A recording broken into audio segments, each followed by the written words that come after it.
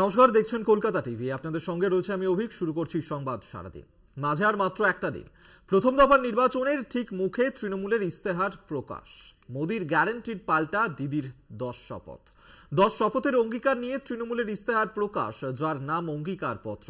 100 দিনের কাজের মজুরি বৃদ্ধি থেকে শুরু করে দুয়ারে রেশন, বিনামূল্যে গ্যাস সিলিন্ডার সহ একাধিক প্রতিশ্রুতি পূরণের আশ্বাস রয়েছে এই অঙ্গীকার পত্রে।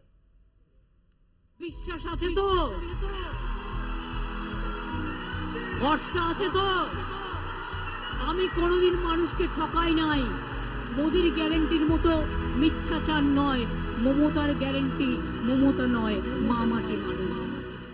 বিজেপির ইস্তাহারে মোদির গ্যারান্টি হিসেবে উঠে আসে দুর্নীতি দমন, গরিবদের পরিষেবা, নারী শক্তির বিকাশ সহ বিভিন্ন বিষয়। जब से मोदी का एक गारंटी कार्ड आया है, टीएमसी के लोग डबल बौखलाए हुए हैं। পাল্টা বিরোধীরা আওয়াজ তোলেন, কৃষকদের উন্নয়নে মোদির গ্যারান্টি কোথায়?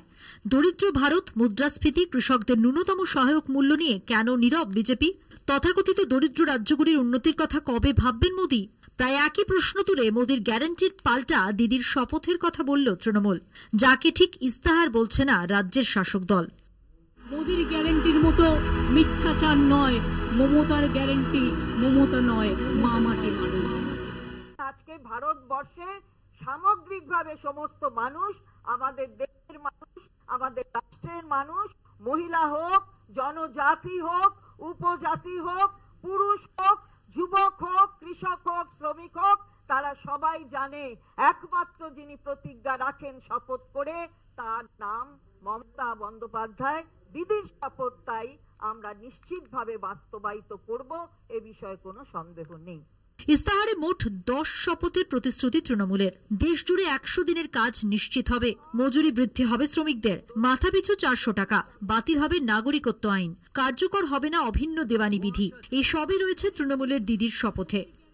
সমস্ত জব কার্ড হোল্ডারদের 100 দিনের গ্যারান্টি যুক্ত কাজ প্রদান করা হবে এবং সমস্ত শ্রমিকরা দেশ জুড়ে দৈনিক 400 টাকা বর্ধিত ন্যূনতম মজুরি পাবেন।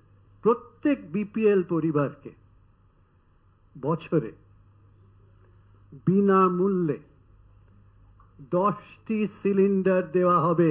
স্বামীনাথন কমিশনের সুপারিশ অনুসারে ভারতের কৃষকদের জন্য ন্যূনতম সহায়ক মূল্য প্রদানের আইনগত গ্যারান্টি দেয়া হবে। ধোঁয়াশাযুক্ত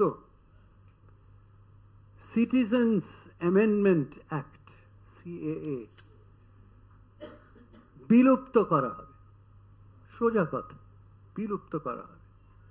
এবং national register of citizens NRC বন্ধ করা হবে। ইউনিফর্ম সিভিল কোড ভারত জুড়ে প্রয়োগ করা হবে না। তৃণমূলের ইস্তাহার প্রকাশের পর শুরু হয়েছে কাটা ছেঁড়া। বিজেপির বক্তব্য, বাংলা এবং অসমের বাইরে যে দলের অস্তিত্ব নেই, তাদের ইস্তাহারের কি গুরুত্ব আছে? যে রাজনৈতিক দলটা বাংলার বাইরে কিচ্ছু নেই, এক আধটা শখ করে আসামি আর এখানে সিট দিয়েছে, সেই পার্টির ইস্তাহারের কি মূল্য আছে? যে সমস্ত প্রতিশ্রুতি দিয়েছে, এই করব সেই করব, এটা রাজ্য বিধানসভার নির্বাচন নয়।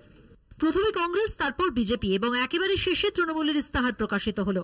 বাকি দুই দলের ইস্তাহার দেখে বুঝে নিজেদের প্রতিশ্রুতি তালিকা তৈরি করায় প্রথম থেকেই কিছুটা হলেও এগিয়ে ঘাসফুল শিবির, এমনই মনে করছে রাজনৈতিক মহল। কলকাতা টিভি। ভরসা আছে তো, আমি কোনোদিন মানুষকে ঠকাই নাই।